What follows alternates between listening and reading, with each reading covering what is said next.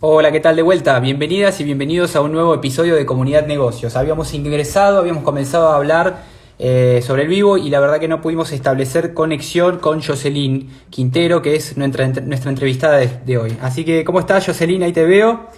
Vamos a iniciar el vivo. Ahora te voy a enviar la solicitud. Vamos a poder transmitir juntos. Ahí veo A que... ver. ¡Ay, ahora Eso. sí, ahora Ahora sí. sí! ¿Cómo estás, Jocelyn? Bienvenida a Comunidad Muy Negocios. bien. ¿Cómo andas? Feliz de estar aquí. Así es. No, tú sabes que lo que pasa que es que el teléfono se había quedado sin batería, entonces tuve que esperar que cargara, no sé qué más. Y como antes tenía una reunión, pues no había visto Te que quedaste sin batería.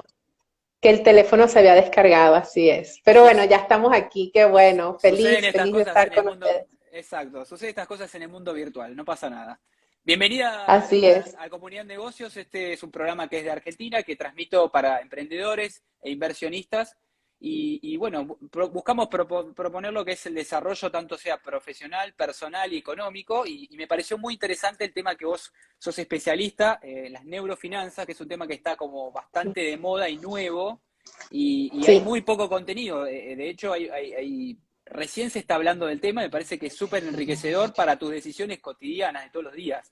Y bueno, antes que nada voy a hacer una especie de introducción porque sos mi invitada y me parece que es lo más Seguro. respetuoso para vos. Vos sos originalmente de Venezuela, ¿verdad? Sí, Y nací en ahora, Venezuela. bien, ahora estás viviendo en México.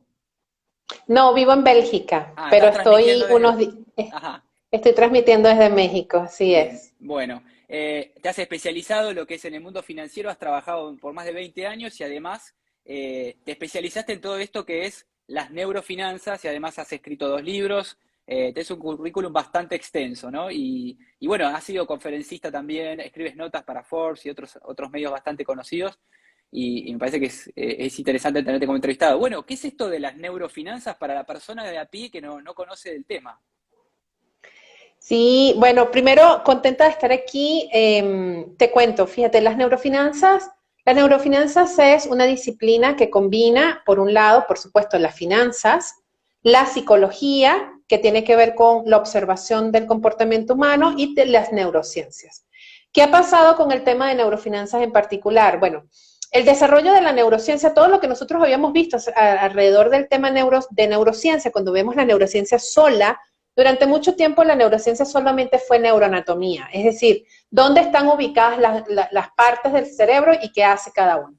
Claro. Nunca se había podido ver el cerebro actuando en tiempo real, porque no existía, durante muchos años no existió tecnología que nos pudiera nosotros observar el cerebro en tiempo real. La neurociencia, cuando incorpora el desarrollo tecnológico que lleva ahora sí a observar un cerebro, no solamente el órgano, sino además la funcionalidad, pues ya a partir de ahora empezamos a desmontar muchas ideas que teníamos alrededor de cómo funcionaba el cerebro, qué hacía cada parte del cerebro. Y además de esto, entonces, nos empezamos a hacer preguntas de, bueno, este cerebro, ¿cómo funciona? Por ejemplo, ¿cómo funciona el cerebro de un niño cuando está estudiando? Entonces empezamos a ver esa actividad dentro del mundo del aprendizaje, que es lo que se llama neuroeducación. Luego vemos cómo funciona el cerebro, por ejemplo, en el momento en el que se está tomando una decisión política, en épocas de votaciones. Esa rama se llama neuropolítica y está dentro del macro, antes de neurofinanzas está neuroeconomía, que es cómo nosotros intercambiamos recursos, ¿no? Y eso es lo que se llama neuroeconomía. Está, por ejemplo, el cómo nosotros compramos, eso es neuromarketing. Neuromarketing, claro. Exacto. Y está el tema de cómo nosotros tomamos decisiones con los recursos que tenemos para crecer, es decir, no, cómo nos arriesgamos para crecer, y justamente esa es la rama que estudia la neurofinanzas, que es cómo nosotros tomamos decisiones financieras en entornos de incertidumbre y de riesgo, es decir, cómo nos arriesgamos. Entonces, por poner un ejemplo, una de las primeras cosas que se empezó a ver con respecto a lo que es las finanzas clásicas. Dentro del esquema financiero clásico se tenía durante muchos años la idea de que el individuo, el ser humano, era averso al riesgo. Es decir, que realmente nosotros no nos arriesgábamos o que no nos gustaba arriesgarnos. Cuando nosotros empezamos a ver el comportamiento del ser humano, ya vemos de que esa idea no era verdad. Nosotros somos aversos a la pérdida, pero no al riesgo. Y lo observamos cuando de repente las personas vemos que se arriesgan sin tener información, sin saber mucho, pero se lanzan a hacer cosas. Entonces de ahí descubrimos, y la neurociencia, una de las primeras cosas que se descubre en neurofinanzas, es que no somos aversos al riesgo, somos aversos a la pérdida. Es decir, nosotros siempre vamos a tomar decisiones en función de evitar perder, pero no de arriesgarnos. Y eso lo vemos, por ejemplo, en los niños. Los niños cuando están en el parque y están jugando, tienen unos esquemas de riesgo bastante altos. Más bien son los papás los que le dicen, cuidado, no te vayas a caer, te vas a golpear, no corras así, no sé qué más, te vas a ensuciar. Es decir, tienes un adulto que está tratando de manejar el riesgo, pero el niño en sí mismo no tiene problema con tomar riesgo, más bien le representa una aventura el arriesgarse. Entonces, esa es como la base sobre la cual ya empezamos a observar cómo nosotros, que siendo de niños manejábamos también el riesgo, como de adultos nosotros, pues sí, seguimos arriesgándonos por una parte, pero también el cómo nosotros sobrereaccionamos a veces a las pérdidas. Y cómo pérdidas que hemos tenido en algún momento de nuestra vida, pues va impactando la forma como nosotros tomamos las decisiones, sobre todo en el entorno financiero. Bien, o sea que ya el tema del hombre, del ser humano, estas cuestiones de economía, el ser humano racional no existe más. Se está totalmente No. dejando de lado esas teorías que ya quedan un poco en desuso. Sí, Sí, de hecho, fíjate, ahí hay un punto, la neurociencia, nosotros, todas las ramas económicas que conocemos hoy día, parten justamente de un individuo racional, fundamentalmente racional, donde lo emocional entorpece las decisiones. Entonces tienes un individuo que siempre está buscando la manera de reprimir, ocultar, frenar, controlar lo emocional, porque la creencia que siempre existió era que lo emocional entorpecía la racionalidad. Ahora, el tema que hay hoy día, la neurociencia lo que ya ha dejado claro es nosotros somos personas esencialmente emocionales con capacidad de razonamiento. okay. Entonces, en la medida en que mejor tengamos conexión o comprensión de nuestro mundo emocional, ese mundo emocional no solamente no va a obstaculizar nuestra capacidad de raciocinio, sino que inclusive la potencia. Una emoción bien ordenada va a potenciar nuestras decisiones racionales. Bien, y algo que te tengo que preguntar de esto es, ¿por qué se está hablando de que las emociones están vinculadas con las finanzas? Que muchas veces muchas veces no, la mayoría de las veces hay gente que tiene emociones encontradas con el dinero, por ejemplo. ¿Qué sucede con esto? Sí, fíjate, todas esas ideas que nosotros tenemos en neurofinanzas muchas veces se habla de emociones, creencias desactualizadas. En coaching se habla de creencias limitantes, Limitantes. pero en neurociencia se habla de creencias desactualizadas. ¿Qué es una creencia desactualizada? Es una creencia que en algún momento te permitió llegar hasta aquí, pero que no necesariamente a partir de este momento, si tú quieres hacer cambios importantes en tu vida, esa creencia, pues ya es como cuando tú estás caminando, siempre pongo el ejemplo de cuando estás caminando en una montaña. La ropa que tú utilizas para llegar desde la base de la montaña hasta el campamento del medio no es la misma ropa que tú necesitas o el mismo equipaje que necesitas del campamento del medio para llegar a la cima. Claro. Entonces hay veces en que si tú te sigues quedando con la misma indumentaria con la que arrancaste desde el inicio de la montaña, eso en lugar de impulsarte a que tú llegues, lo que va a hacer es obstaculizar. Ese es el tema de la actualización de creencias. Y el problema es que nosotros eventualmente, mucha de la información que era útil en algún momento de nuestra vida para nosotros poder funcionar en la sociedad, llega a un punto en el que si la sigues conteniendo, si la sigues usando porque te ha funcionado, tenemos la creencia, no es que como me funcionó, creo que me va a seguir funcionando. Y a veces es eventualmente hacer un pare y decir, ¿qué información estoy manejando yo en mi mundo interno con respecto a esto que ya no me funciona, ya no me sirve? Entonces, por ejemplo, si tú creciste en un entorno donde utilizar el dinero con muchísimo cuidado porque había muy poquito, te generaba siempre esa alerta de es que hay que cuidar el dinero, es que el dinero es delicado, es que si perdemos esto nos vamos a morir de hambre. Es decir, se te arma una historia, una narrativa interna que tiene asociada una emoción y esa emoción puede ser el miedo, puede ser el asco. Hay personas que tienen asco con el dinero, por ejemplo, que crecieron en este entorno donde cada vez que tú tocabas dinero te decían, bueno, como tocaste dinero, tienes que ir a lavarte las manos. Fíjate, pareciera ser un tema de salubridad, pero internamente en el individuo se crea un ancla que te dice el dinero genera, el dinero es sucio y por ende tengo que lavarme las manos. ¿Qué pasa, por ejemplo, en ese caso? En ese caso estamos hablando de un individuo que desarrolla una relación con el dinero de asco.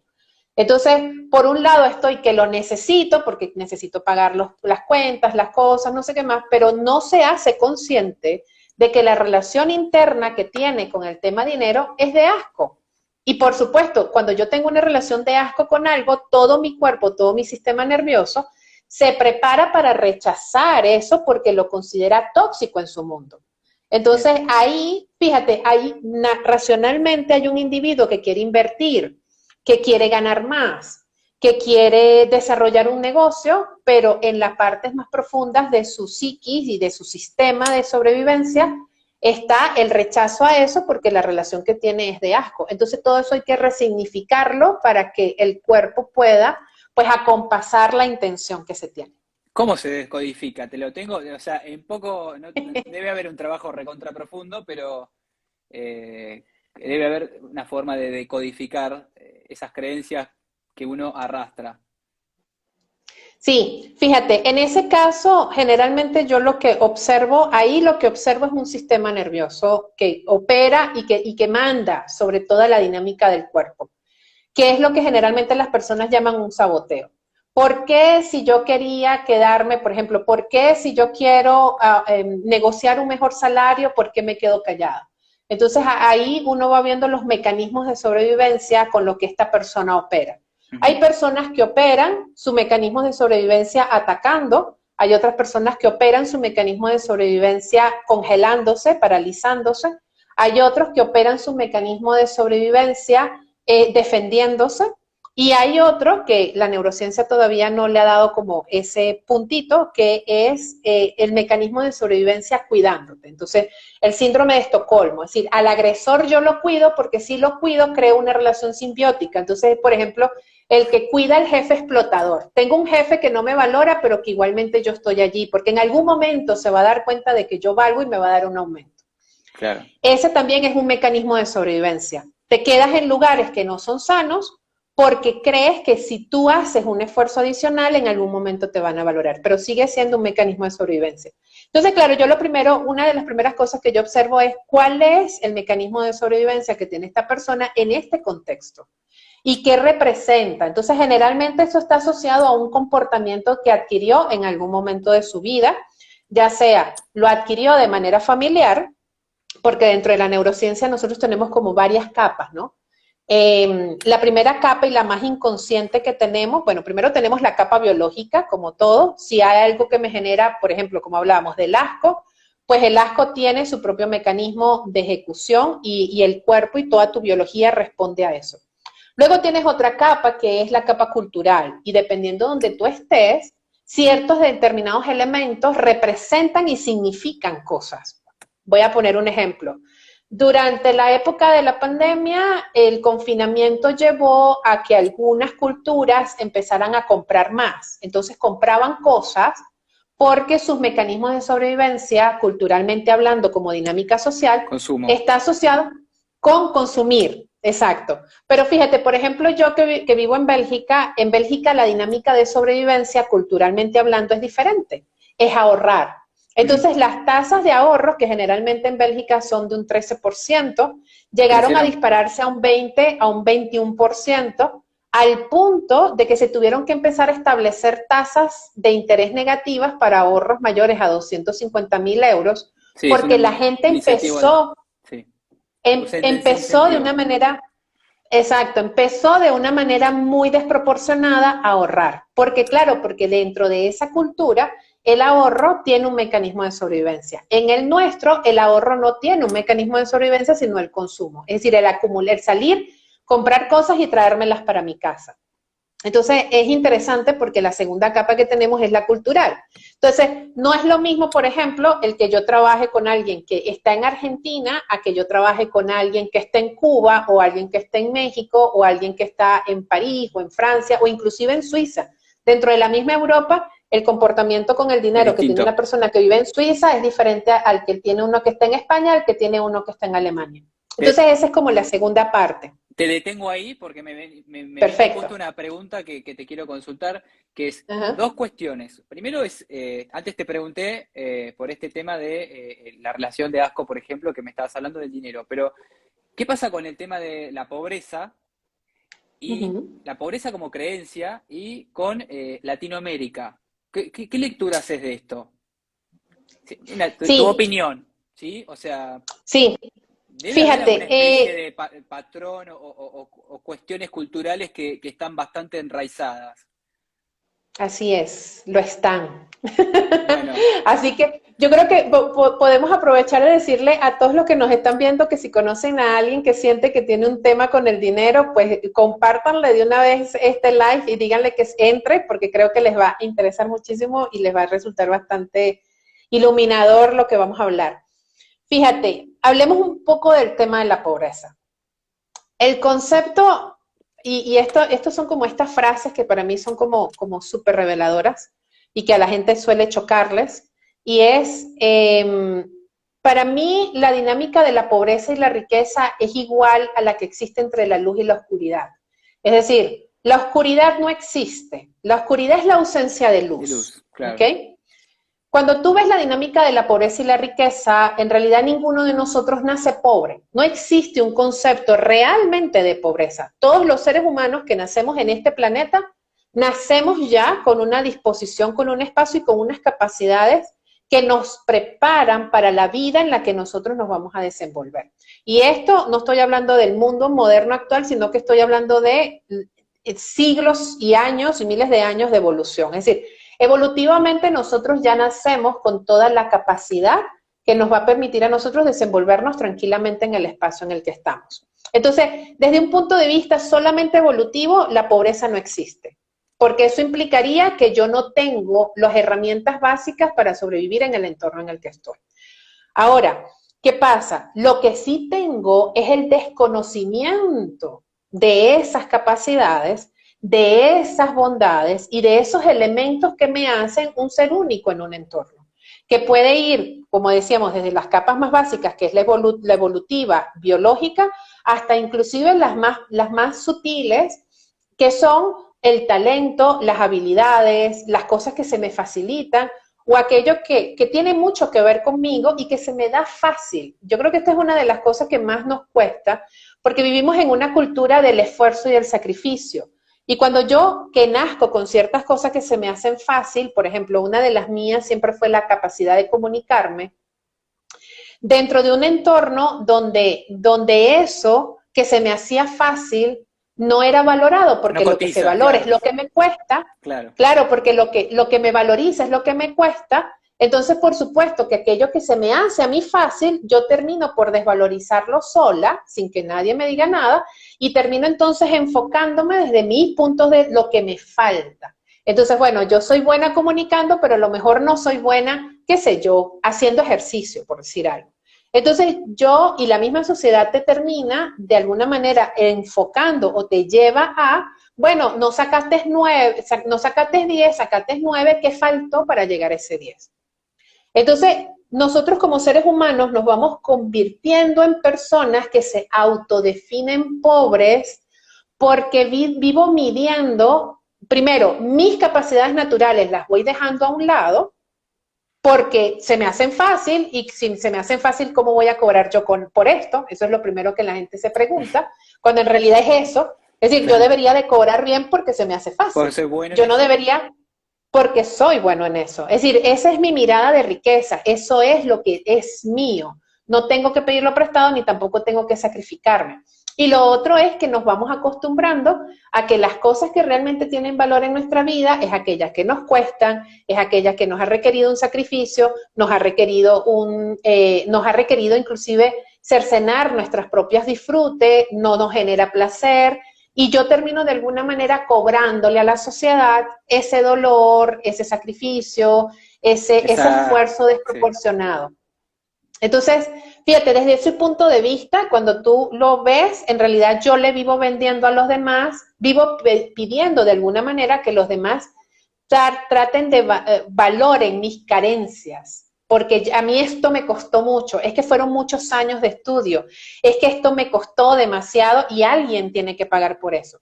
Entonces, en realidad para mí el abordaje es diferente. Y cuando yo empiezo a ver a partir de allí, pues obviamente yo empiezo a dar mi mejor luz, es decir, empiezo a dar lo que se me da fácil. Empiezo a hacer cosas que por muchas horas que yo le dedique siempre me van a nutrir, siempre me van a encantar, siempre me voy a sentir bien. Y los demás contratan eso, los demás contratan al que siempre está en buena disposición, al que siempre te carga de alguna manera a nivel neuronal, te carga de dopamina, es decir, sabes, te muestra que es posible porque a ella se le da y yo voy a aprender de ella porque a ella se le hace fácil. Es diferente cuando tú aprendes de alguien a quien se le hizo algo muy difícil, porque de alguna manera siempre te va a recordar que a esa persona le costó y de que no es tan fácil, es muy difícil. Y eso obviamente, entonces ahí es donde se arma la dinámica de la carencia. Eso es lo que nosotros conocemos como pobreza. La constante necesidad de que haya alguien que valore lo que a mí tanto me ha costado lograr. Y yo misma voy cercenando o voy echando a un lado todo aquello que se me hace fácil. Y yo misma lo voy desvalorizando. Entonces muchas veces le digo a la gente, pero si esto se te hace fácil, tú deberías de cobrar más porque se te hace fácil. Y la gente dice, no, es que yo quiero que me paguen por esto porque esto me costó sangre, sudor y lágrimas. Entonces a veces le digo a la gente, estás tratando de que el mundo, el mercado y el entorno valore tu carencia.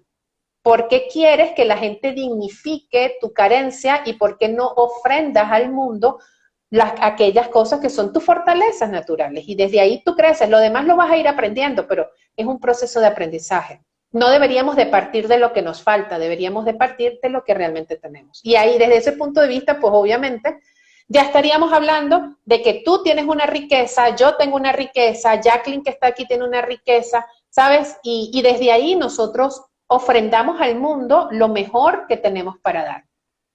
Eso automáticamente nos pone a nosotros en un concepto en una identidad de riqueza. Fíjate que es interesante porque cuando se habla de pobreza, desde un punto de vista económico se le llama pobreza a la persona que carece de recursos. Sí. ¿Okay? Y riqueza a la persona que tiene recursos y además que tiene recursos, pues tiene inclusive acumulados recursos. Pero cuando hablamos de riqueza y pobreza, estamos hablando de cosas que están en el mundo externo. Es decir, no forman parte de tu ser intrínseco. Cuando yo me defino rica o pobre por lo que tengo, en realidad estoy anclando algo muy importante que es mi autoestima y mi autoconcepto a circunstancias del entorno, ¿sabes? Entonces ahí se arma una identidad y una autoestima que realmente es totalmente inestable porque yo soy producto de las circunstancias del entorno en el que estoy. Entonces, si la economía de mi país va como se supone que debe ir, entonces yo me autodefino que estoy bien. Y si las cosas no están sucediendo como yo espero, entonces yo soy pobre. Entonces, no, yo me empobrezco por el entorno. No, tú te empobreces porque te desvalorizas. Tú no te empobreces ni te enriqueces por el entorno en el que estás. Y fíjate que interesante lo que hablamos. Tú que estás en Argentina. Yo tengo una persona en Argentina que en época de pandemia le robaron, tiene un negocio que está asociado con temáticas de ¿cómo se llama? De estética. Uh-huh. Que tiene mucha relación directa con el toque humano y que el efecto confinamiento afecta realmente en la dinámica del negocio. ¿Qué pasó? Por supuesto que al principio su abordaje era, bueno, como estoy confinada, no voy a poder lograrlo, no puedo vender. Pero cuando nosotros empezamos a trabajar vamos a separar al individuo de la circunstancia. Y empezamos a trabajar justamente a separar eso. Y cuando ella empezó a observarse, se empezó a dar cuenta de que esto podía ser una oportunidad de ofrecer cosas que ella ya lo había pensado y que no se lo había planteado porque estaba distraída atendiendo la forma tradicional como siempre había manejado su negocio. El cuento largo, corto, te puedo decir, estamos hablando de que en el principio del confinamiento en Buenos Aires, ella no solamente le había pasado eso, sino que además le robaron todas las bases alcoholadas de los productos que hacía, es decir, realmente ella empezó el confinamiento en cero porque la robaron y le robaron todo, y estamos hablando de que eso fue más o menos como en marzo, si no me Claro, apenas equivoco. empezó, claro. Empezando, bueno, imagínate tú que ya para octubre, noviembre, ella había triplicado el negocio. Mira. ¿Cómo una persona triplica un negocio en un entorno donde es un confinamiento y donde el tipo de negocio que ella maneja estaba directamente relacionado con el toque humano y que el confinamiento supuestamente era la gran amenaza para que ella quebrara? Empezó Claro. en cero porque la robaron, pero al final de año, ella cerró con el negocio triplicado, estaba distribuyendo en 3 regiones diferentes, se había asociado con personas que también por alguna razón se habían quedado sin trabajo y creó justamente una dinámica donde el proceso del negocio muy bien se facilitó. Entonces, fíjate, pero para eso implicaba que ella aprendiera a crear esa distancia y dijera, mis circunstancias no definen No mi me identidad, definen, claro, totalmente. no me definen, así es. Es, Entonces, por supuesto, ya ahí, y cuando nosotros vemos un poco más allá temas de negocio, tú dices negocios que se reinventan en épocas de crisis. ¿Cómo se reinventan en épocas de crisis? ¿Cómo es posible que en medio de los escenarios más adversos haya gente que progrese? Yo que nací en Venezuela, conozco gente en Venezuela que en medio de una hiperinflación han desarrollado negocios muy buenos, éticos, perfectamente nobles y además sumamente rentables. Y tú dices, ¿cómo puede suceder eso? Claro, porque ellos han aprendido han comprendido que lo que es una circunstancia no define una identidad. Pero cuando el individuo está ordenado, las circunstancias, no importa las que sean, siempre van a florecer. es muy bueno lo que decís. Es una conversación que tengo frecuentemente con mi equipo y con colegas también, que hay una creencia limitante, hablando un poco de coaching, que es, Uh -huh. no, que la situación es esta, que yo no puedo cambiar esto, que no puedo, es como que me abruma el contexto, el entorno, lo que viene de afuera. Y Claro. yo al contrario, trato siempre de transmitir a mi equipo que no, es nosotros lo que llevamos hacia afuera, pero parte de nosotros, creo que es parte de uno, la actitud bueno, estar conectado con uno mismo, por supuesto, y con esa actitud llevarlo y transmitirlo y contagiar, no sé, generar oportunidades donde otro no las está viendo. Nosotros también me ha ido muy bien en un contexto súper adverso y la verdad que es totalmente de acuerdo con lo que vos decís. Y bueno, por ejemplo, quiero hablar un poco del tema de ganancia y pérdida, que es un tema Ajá. también que uno ve primero la pérdida, supongo, ¿no? O sea, estuve escuchando y leyendo algunos artículos tuyos, algunas entrevistas y hablas bastante de este tema. Es como, ¿qué pasa con esto? Ok, fíjate, en realidad, como comentaba al principio, una de las primeras cosas que nosotros tenemos, las creencias que tenemos desde la economía clásica, todo lo que ha sido el concepto tradicional, por decir, del mundo económico y financiero, es, bueno, el ser humano es adverso al riesgo, es decir, no le gusta arriesgarse. ¿Sería la palabra miedo? ¿Le tiene miedo o lo escapa, digamos? Sí, exacto. Trata de evadir el riesgo. Entonces siempre pareciera que estamos buscando la seguridad. Pero en realidad más que la seguridad, cuando tú de repente observas personas que han crecido en entornos donde no hay tantos recursos, te vas dando cuenta de que las personas tienen una capacidad de riesgo mucho mayor. Es decir, realmente se arriesgan con mucha mayor facilidad. Ahora, la pregunta es, ¿por qué una persona que de repente nace en un entorno muy adverso, en una familia disfuncional, en una familia de muy poquitos recursos, cómo esta persona avanza mucho más rápido que otra que creció de repente en una clase media, en un entorno controlado, donde lo llevaban y lo traían del colegio a la casa? Te vas dando cuenta de que la diferencia entre estas dos personas es que una aprendió a ver, es como que empiezas la carrera con menos y por ende tienes menos capacidad o menos temor de perder. Claro. Porque ya sabes que si vuelves otra vez al mismo punto de partida, que es con cero, tú vas a volver Vas a a construirte. sobrevivir, claro. Vas a sobrevivir, aprendiste a sobrevivir en ese entorno. Por ende, tienes menos miedos de perder. Pero si creciste en un entorno donde todo era muy controlado, donde donde todo existía miedo de que no, es que si falta el dinero nos vamos a morir de hambre o lo que sea, pues de ahí se instala un miedo donde tú desconfías de tus propios recursos, desconfías de tus propias capacidades porque te acostumbraste a vivir de una manera que es considerada cómoda y que además eso tiene otros elementos, o sea, tiene el costo social, que va a opinar la gente, no sé qué más, mis elementos de éxito y una gran cantidad de cosas que, bueno, que sí están allí, pero que en realidad, volvemos otra vez al punto inicial, no te definen. Entonces, uno de los principios que nosotros sí tenemos dentro de nuestro ser interno y a nivel de sobrevivencia es el perder. El cerebro humano, fíjate que el cerebro humano, si lo ponemos en dos elementos básicos, nosotros somos como un vehículo que tiene un freno y un acelerador. El acelerador es lo que se llama el sistema de recompensa. Y el sistema de recompensa que está asociado con la dopamina, es decir, todo aquello que se refuerza como positivo y que generalmente es de corto plazo, pudiéramos decir, por ejemplo, que es todo lo que gana. Cuando de repente yo fui y me aumentaron el sueldo y me van a pagar ahora el doble, o conseguí un cargo donde me ascendieron. Todos esos son elementos que generan dopamina.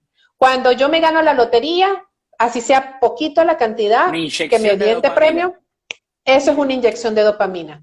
Y me siento bien, es decir, todo aquello, y esa, a nivel de aprendizaje es muy importante en los niños que existan las dinámicas de dopamina, porque de ahí, a partir de allí, el cerebro también aprende.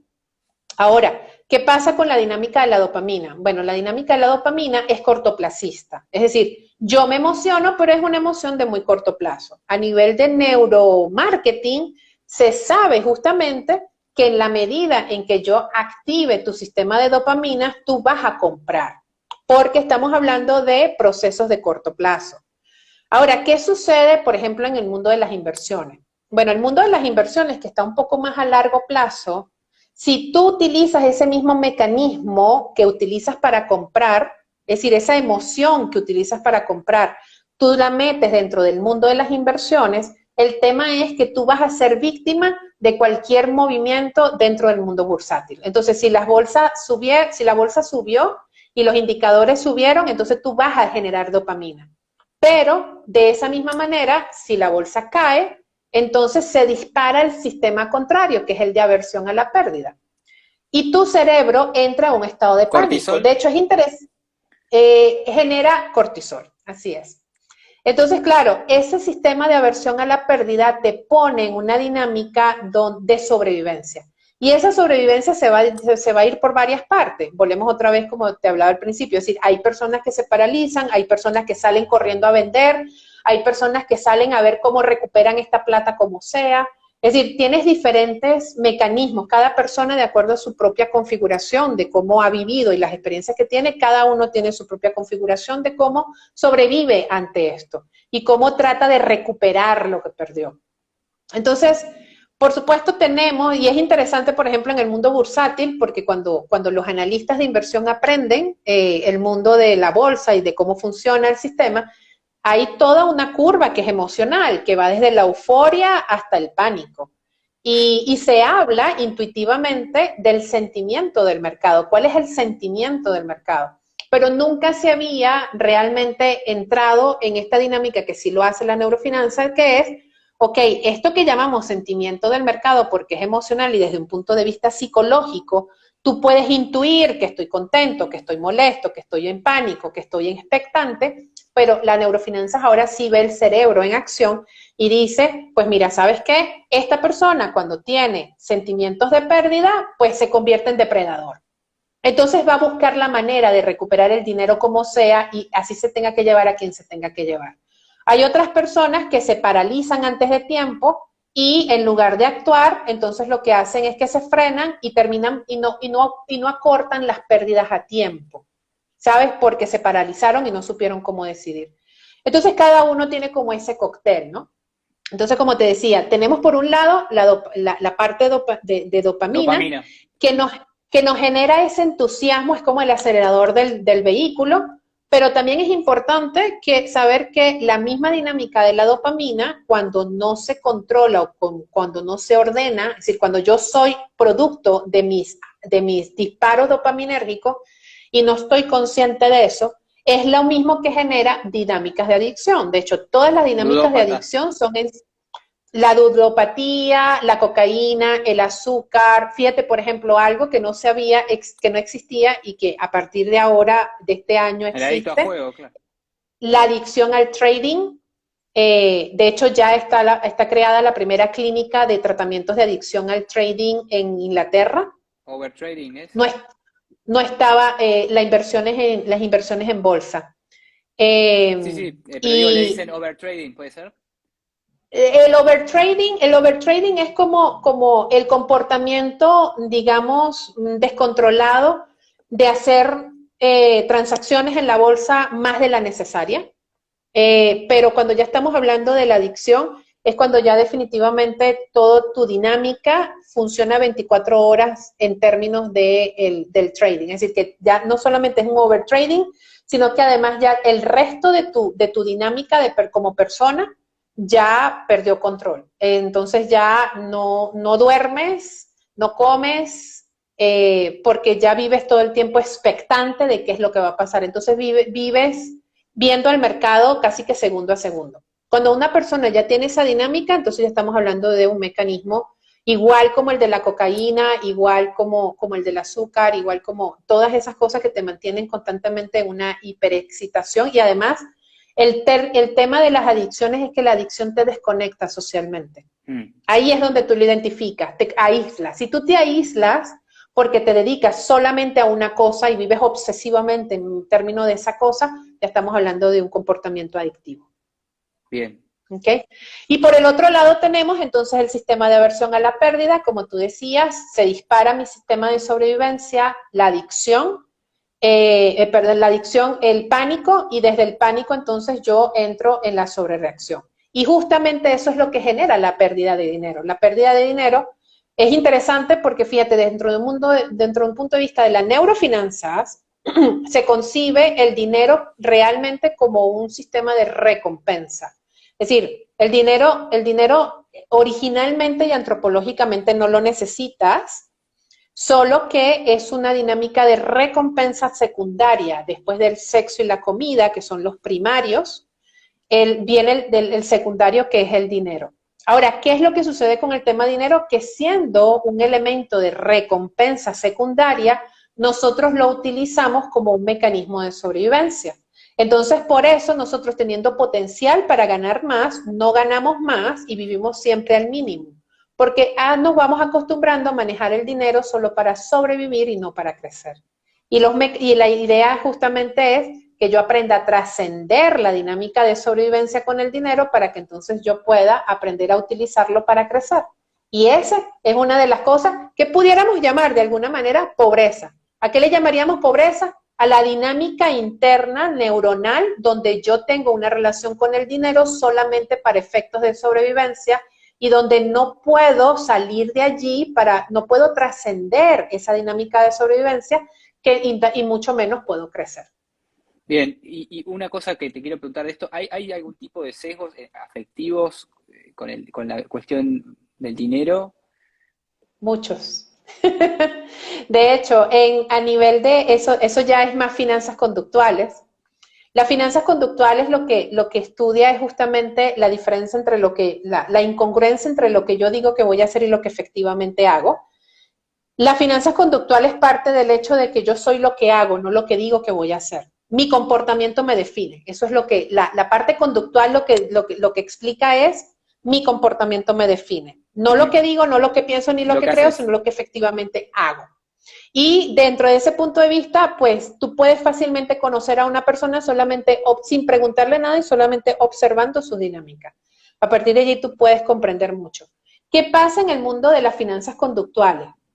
Las finanzas conductuales justamente estudia esos niveles de incongruencia entre lo que yo digo que voy a hacer y lo que efectivamente hago, y desde allí entonces se definen o se describen, mejor dicho, los comportamientos que nosotros tenemos. Y los comportamientos que nosotros tenemos, que dentro del mundo de vista de las finanzas conductuales estaríamos hablando de seres irracionales, en neurofinanzas se habla de seres razonables, somos seres razonables, pero en finanzas conductuales se habla de seres irracionales.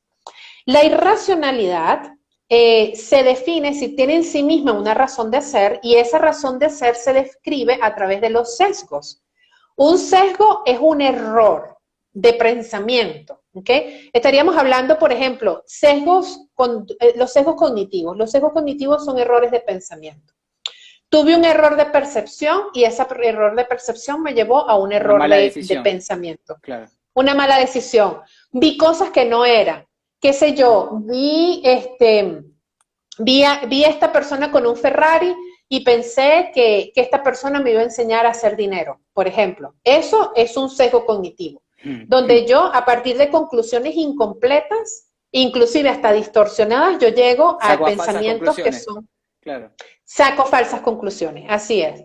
Y por el otro lado tengo entonces lo que se llama los sesgos afectivos. Y los sesgos afectivos justamente es cuando cuando mi parte afectiva nubla mi capacidad de poder ver con claridad el panorama en el que estoy. Vamos a poner un ejemplo.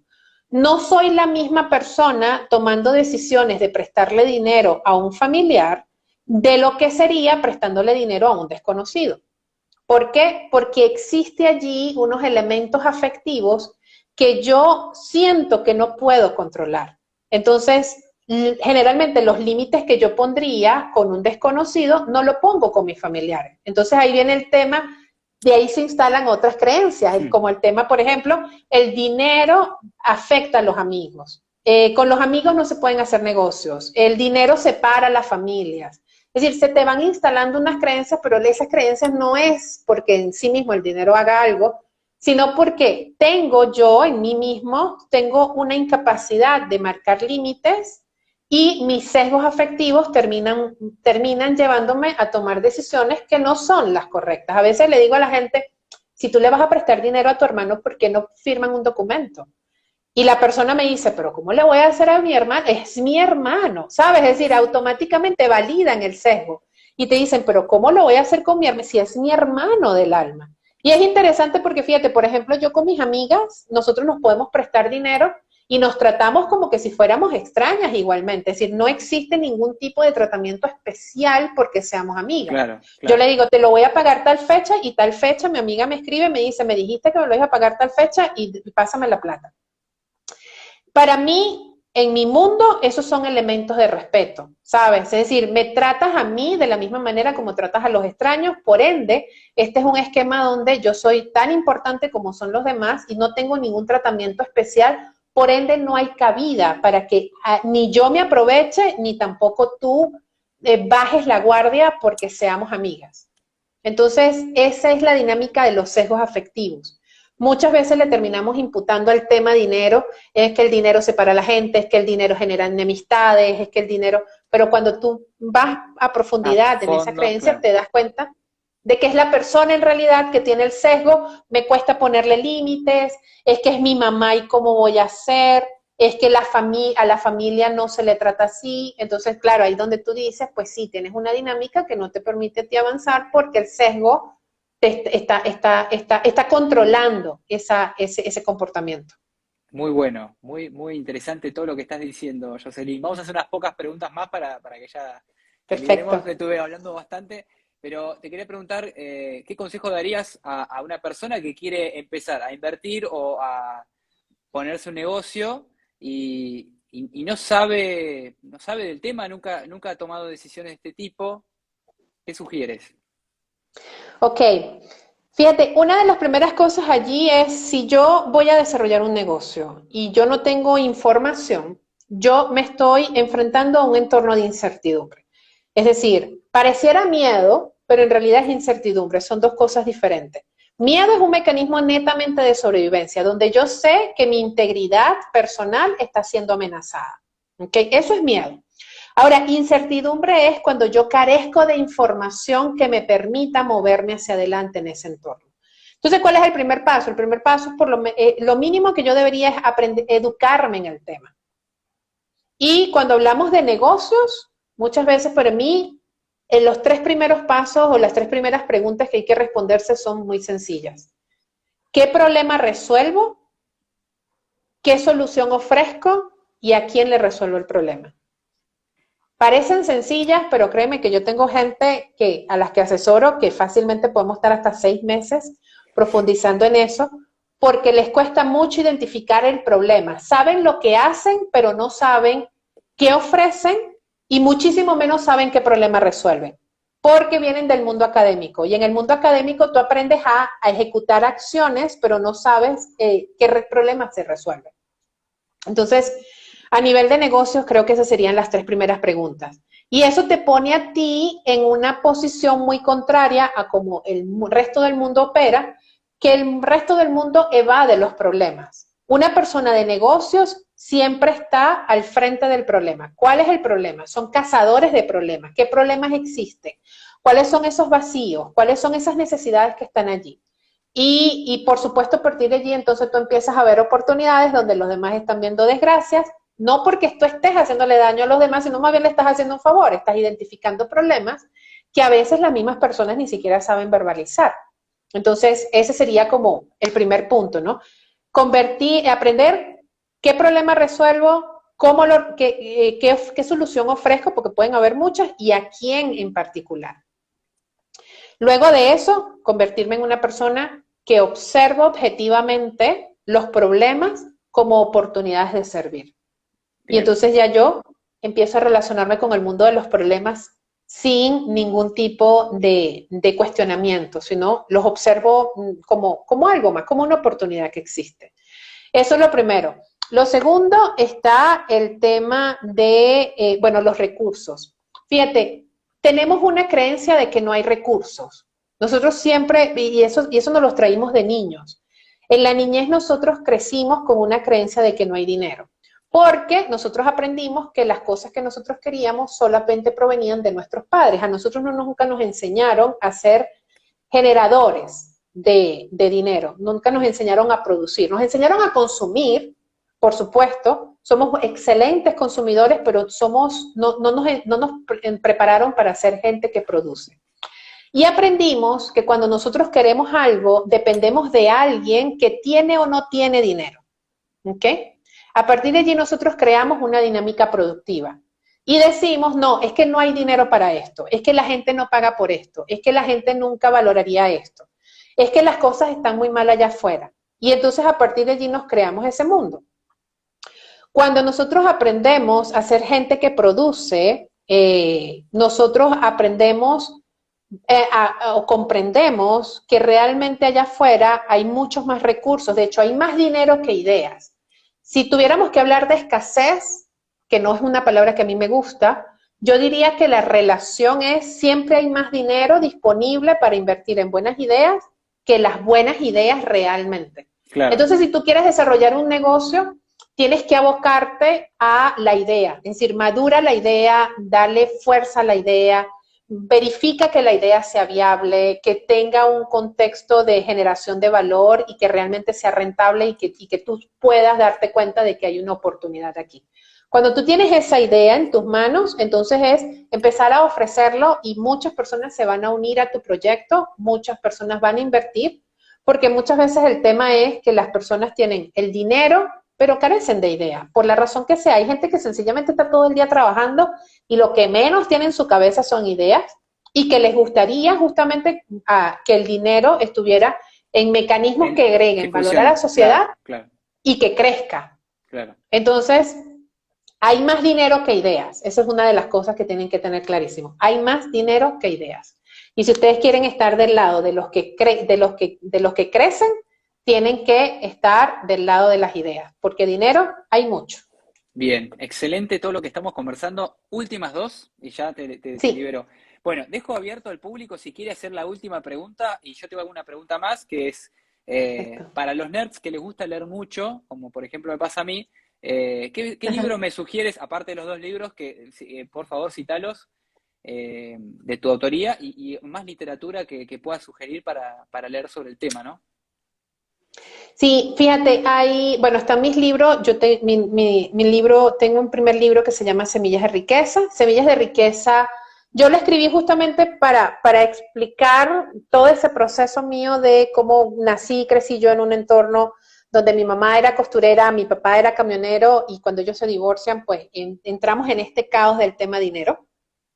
Cómo a partir de allí yo fui procesando todo esto que hablábamos de la riqueza, es decir, la riqueza como una identidad, y cómo nosotros aprendemos a movernos en el entorno, en un entorno donde el valor y lo que yo invierto en mí es más importante que lo que yo invierto en cosas en el mundo externo, ¿no?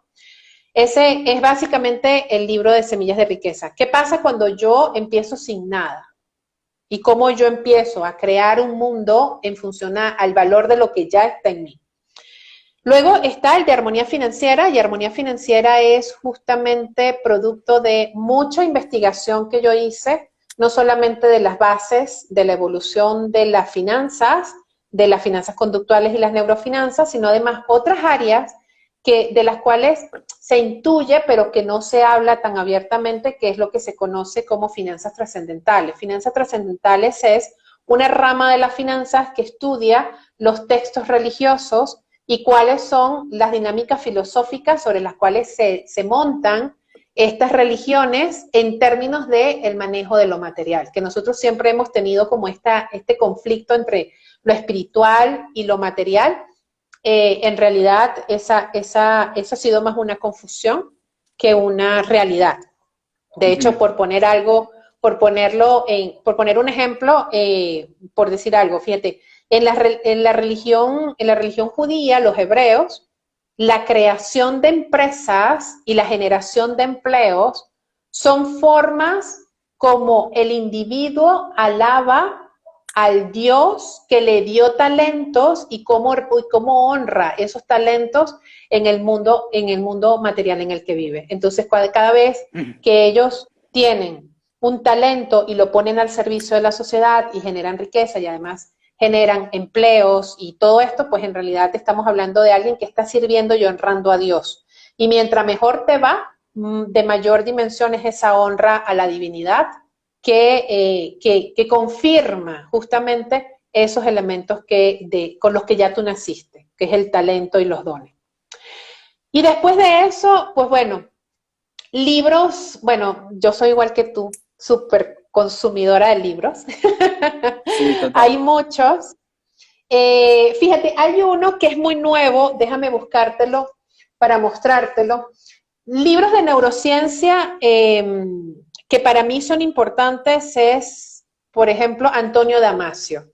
Los libros de Antonio Damasio, para mí Antonio Damasio es mi referente en neurociencia, no solamente porque escribe y expresa de una manera muy sencilla, sino que además él en sí mismo es un individuo bastante integral. Él es neurocientífico, uno de los neurocientíficos más importantes en la actualidad, y además él es uno de los que más valida la parte emocional. Hay un libro muy nuevo que justamente yo lo cargo conmigo porque igual que tú, yo viajo y para donde voy siempre me llevo un libro. Igual. Así es. Y está este libro se llama Sentir y Saber. ¿Ok? Y este libro, Sentir y Saber, justamente habla de todo el mundo interno del ser humano que nosotros pasamos por alto. Porque nosotros hemos sido una especie que durante los últimos siglos hemos sido como muy externos, ¿sabes? Es decir, nos validamos, como decíamos, yo soy rico porque afuera tengo, claro, y soy pobre porque no tengo. Entonces, hemos sido personas muy externas, como se diría en psicología. Tenemos el locus de control o el punto de control lo tenemos en lo externo. Pero claro, la neurociencia ha sido interesante porque la neurociencia nos ha traído de regreso a nosotros mismos. Y justamente una de las cosas que hace Antonio Damasio es volver a esa parte interna de nosotros y ayudarnos a explicar o a comprender cómo nosotros evolutivamente desarrollamos los sentimientos, las emociones, cuáles han sido los errores que nosotros hemos tenido. Hay un libro que se llama El error de Descartes, y el error de Descartes justamente él explica en qué momento nosotros perdimos la conexión con lo emocional, cuando lo invalidamos.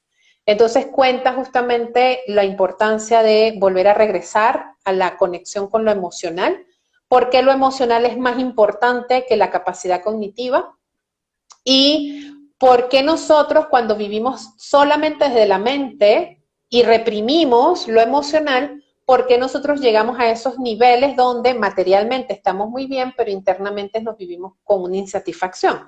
Entonces, justamente él maneja eso porque él además de neurocientífico, él es artista. Entonces, él tiene mucha la parte de la Los vena dos mundos, artística, claro, los dos mundos, sí, sí, tiene sí. los dos mundos. Es tanto científico como humanista, y lo que a mí me encanta de él es que él es capaz de combinar las dos cosas de una manera muy sublime. Y te lo Bien. explica tanto científico como ser humano.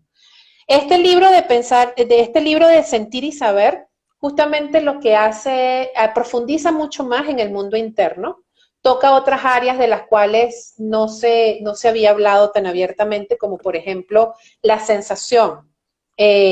La sensación es una dinámica de una capa mucho más profunda en el cerebro humano que hace que de repente tú digas, mira, llegué a un lugar y siento que aquí hubo una discusión, no sé qué pasó, pero que uno dice, el ambiente está como cargado, ¿sabes? Cargado, sí. Sí, sí, sí. Uno lee eso. Bueno, eso pertenece al mundo de las sensaciones. Y eso desde el punto de vista de neurociencia, justamente Antonio Damasio sí lo explica, porque él explica toda la parte interna, las sensaciones, los sentimientos, las emociones, las percepciones. Fíjate, son 4 cosas que están asociadas con el mundo interno que la gran mayoría de las veces nosotros no nos damos cuenta. Y todo eso opera a nivel inconsciente. Entonces, en ese libro, justamente él habla del proceso de la conciencia como un proceso evolutivo humano y otras áreas, otras inteligencias que existen inclusive en seres unicelulares. Por ejemplo, el tema de la sensación. Las sensaciones los tenemos tanto nosotros como los organismos unicelulares. Es decir, una bacteria tiene una inteligencia y una capacidad, e inclusive hasta socialmente compleja. Crean alianzas y se desarrollan y crean inclusive asociaciones, es decir, cosas que nosotros lo pudiéramos ver como dentro del mundo de la sociología. Resulta que las bacterias tienen su propia inteligencia que permiten que ellas actúen de cierta y determinada manera. Y a partir de allí, pues todos los demás seres vivos que desarrollan homeostasis tienen su propia inteligencia, y hay un punto que él toca que es como súper acorde en este momento, que es en realidad el gran enemigo del ser humano no es el león que te va a comer, ni tampoco es una cosa muy grande que te va a devorar, ni siquiera un mosquito, que es uno de los depredadores grandes que tenemos, sino los virus. Y que nosotros durante mucho tiempo probablemente no nos habíamos hecho tan conscientes de la importancia de los virus, porque el tema es que los virus no son seres vivos. No tienen sistema nervioso, no tienen células, pero tienen una capacidad muy potente, y durante mucho tiempo nosotros lo habíamos obviado, porque estábamos en la cabeza, estábamos en la mente, intelectualmente, tratando de ir a la Luna, a Marte, desarrollar tecnología, y una de las cosas que justamente él explica es, durante mucho tiempo hemos obviado al enemigo real que nosotros tenemos, que en este caso es el virus. Así que ese libro es bien interesante. Bueno, excelente charla, me encantó conversar con vos, un placer Ay, y qué bueno. muchas gracias que hayas compartido todos con tus conocimientos en este ámbito y que evidentemente es algo tan amplio, tan extenso, por lo que voy viendo, Así es. que está buenísimo que lo podamos compartir. Me fijo si hay alguna preguntita más para quienes hayan Sí, querido seguro. preguntarle algo a Jocelyn. Veo muchos comentarios del público, gracias a todos los que van comentando. En serio, muy contento de tener tu presencia. Daniel comentó bastante por lo que veo. Hablan de tus libros también. No Ah, veo sí, por ahí están. Semillas de Riqueza, sí. Bueno, no, hay comentarios del público, pero bueno, muchísimas gracias a todos y una vez más te agradezco mucho por tu participación. Los virus son moléculas, bueno, no me fijé, No pero tienen estructura para vivir por sí solos, exacto, porque nosotros somos nosotros somos los que exponenciamos la capacidad de multiplicación, así es. bueno, muchas gracias a todos los que se comentaron, que vi que también se conectaron de distintas ciudades. Y bueno, te dejo despedirte con el público. Seguro. Bueno, en primer lugar, darte las gracias por la invitación y la paciencia ¿cómo es que? Por la conexión. Por Creo que al favor. final lo logramos y estuvo genial. En segundo lugar, pues bueno, darte las gracias por incluirme dentro de tu espacio, por haber leído el artículo de Forbes, que para mí también ha sido una sorpresa. Yo fui la primera sorprendida cuando vi el artículo en Forbes Argentina y dije, wow, nunca me hubiese imaginado que llegaría tan lejos. Y pues bueno, y a todos los que están aquí, creo que una de las cosas más importantes que tenemos que tener claro es que antes de cualquier cosa somos seres humanos. Rescatar lo humano en cada una de nuestras decisiones. Eventualmente, no todas las decisiones que vamos a tomar en la vida van a ser perfectas, pero con seguridad van a ser las mejores decisiones que nosotros hemos tomado, conociendo lo que conocemos, sabiendo lo que sabemos y en el contexto en el que estamos. Es decir, creo que si hay algo que necesito que todos tengan claro es, todos somos buenos tomadores de decisiones y en la medida en que nosotros nos conozcamos a partir de nuestros propios aprendizajes, pues nosotros vamos a ir, como diríamos, actualizando ese software. Tenemos un cerebro que tiene una capacidad innata de aprender, de hecho su naturaleza es aprender, y ser amables con todas y cada una de las decisiones que vamos tomando, sabiendo que cada decisión que podamos haber considerado errada, en realidad nos está preparando para decisiones acertadas que van a venir consecuentemente. Entonces, no se den tan duro, sean compasivos con ustedes, reconózcanse como seres biológicos en constante evolución y crecimiento y celebren cada una de las buenas cosas que ustedes hacen y que hoy día tienen.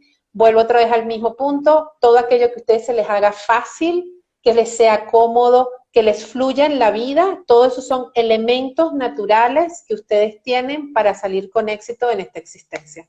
Dejar de comprarnos esos cuentos de pobreza y de carencia, y no importa el lugar en el que estén, la economía en la que estén, siempre todos tenemos algo que aportar en nuestro entorno, y en la medida en que mejor conectados estemos con eso, con mayor facilidad y más valiosos vamos a hacer para la sociedad. Así que tenemos mucho para dar. Sentarnos a esperar que las cosas cambien no funcionaba cuando éramos chiquitos, cuando éramos niñitos, que papá y mamá tenían que hacerse cargo, pero ya de adultos somos nosotros los que tenemos que avanzar, inclusive si no sabemos lo que estamos haciendo. Lo descubriremos en el camino. Bueno, Jocelyn, muchísimas gracias de vuelta y adiós. Gracias por todo. Adiós. Gracias. Chao, chao. Bye.